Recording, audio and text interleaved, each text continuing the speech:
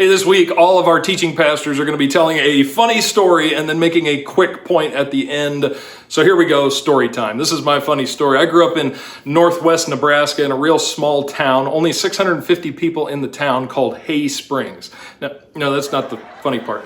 The funny part is I had a crush on this girl, and I knew that this girl was way out of my league. I didn't even talk to this girl. But one day, I don't know why this happened, but we were sitting in the library watching a movie, and I was sitting on the floor, and she came up behind me and sat in a chair, and she started to run her fingers through my hair. Now, you need to know about me. I was 16. It was the 90s. I had a mullet. It wasn't like a full-on Billy Ray Cyrus thing, but it was, it was short in the front and party in the back.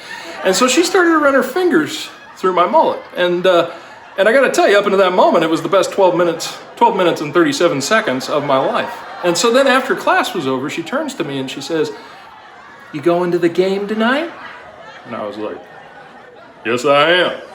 I don't know what game you're talking about, but I'm going to be there." So I get ready to go to this game. Now I had to drive home first, so I drove to my farm. We lived on a farm 15 miles out in the country. I'm driving my truck home, and then all of a sudden I realize, oh no, I'm grounded for like a long time because of all the things I'd done recently in the last 16 years of my life. So I go and I'm like, man, I'm going to convince my mom to let me go. So I go to her and I start talking to her. I'm like, come on, you can ground me for the rest of the year. Just let me go to this one game. And she was like, a hard no. And then she went outside to do some chores, and I thought to myself, I'm just going to go anyway. So she comes back inside, starts making supper, and I head outside and I get in my truck. Now, in the middle of nowhere, Nebraska, you don't ever take your keys out of any vehicle. There's just no reason to. And I got in my truck, and my mom had taken the keys out of my truck. So I thought, well, I'll get her. I'll show her. I'm going to take her car to town. So I got in her car. She had taken the keys out of her car, too. In fact, she had taken the keys out of my truck, her car, my dad's truck, my brother's car. And so I thought, well, she doesn't have any idea how determined I am, though. So I got in the old farm truck. Like, it was a big old truck. I'm not even sure if it was licensed, right? That we hauled corn around on the farm. And I was like, I'm going to take that thing to town. I got in there, and she had taken the keys out of the old farm truck. And I was like, how crazy does this woman think I am? So I had one more shot. I go out to the barn, and where we had a three-wheeler. So I look at this three-wheeler, and I'm like, this is my last hope. I walk up to it. She had not taken the keys out of the three-wheeler because my mom did not think that I was crazy enough to get on a three-wheeler and drive on back roads 15 miles into town in the middle of February in Nebraska when it was 12 degrees outside. But she was wrong. She didn't know how determined I was. So I got on this three-wheeler and I headed off to town. I got to tell you, that is the coldest I have ever been in my life. I'm driving down the road and my teeth are chattering. It took me like an hour to get into town.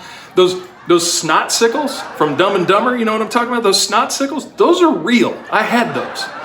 So I get all the way into town, and I'm freezing to death.